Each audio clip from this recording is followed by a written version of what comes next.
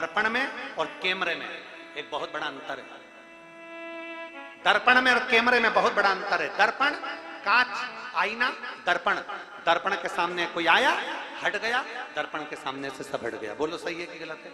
जम के तो बोलो। दर्पण है, दर्पण के सामने जाओगे तो दिखोगे, हट गए तो हट गया। दर्पण के सामने जो आया फिर हट गया, हट गए, हट गया। और कैमरा, कैमरा एक बार अगर खींच लेता है, कैमरा एक बार अगर कैमरे के सामने आ जाओ तो वो क्लिक कर लेता है, खींच लेता है, खींच लिया तो अपने अंदर जमा कर लेता है। दर्पण अपने अंदर जमा नहीं करता, कैमरा अपने अंदर जमा करते जाता, करते जाता, करते जाता, करते जाता। फिर मालूम पड़ता कि कैमरे की मेमोरी, जम के तो बोलो, फुल हो गई। अब क्या करना पड़ेगा? तो डिलीट करो।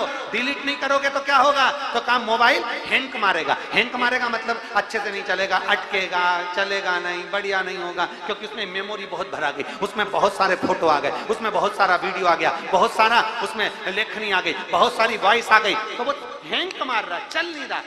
दर्पण और कैमरे में एक अंतर है। दर्पण के सामने से सब हट जाता है, आए गया, आए गया, जिसने मुंह देखा चला गया। दर्पण खाली की खाली है और कैमरा भराता गया, भराता गया, भराता गया, तो मालूम पड़े मोबाइल हैंग मार रहा है, अब उसमें से डिलीट करो। उसी तरह अपने मन को दर्पण जैसा रखो। किसी ने कुछ बोल दिया, हटा दो। किसी ने कुछ कह दिया, हटा दो। किसी ने गाली दे दी, हटा दो। किसी ने कुछ कहा, हटा दो। अपने मन को दर्पण जैसा बनाओ, सब साफ करते चले जाओ रोज रोज। अगर मन को कैमरे जैसा बनाओगे, उन्होंने हमसे ऐसा कह दिया तो मन में रखते गए, रखते गए, रखते गए, रखते गए।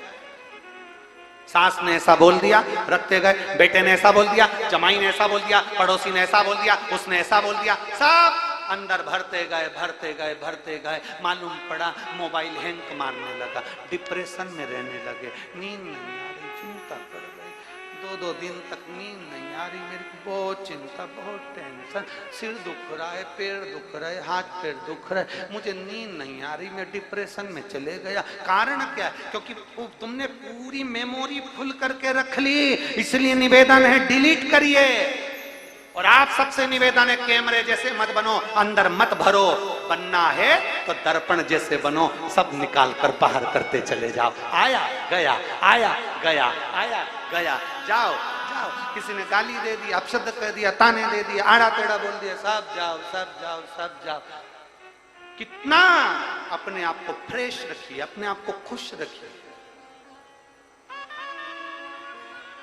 बोले बोले आग लगे बस्ती में, अरे जम के तो बोलो जरा, आग लगे बस्ती में, अपन रहो मस्ती में, क्या किसको रोइए, चादर तान के अलमस्त हो जाओ।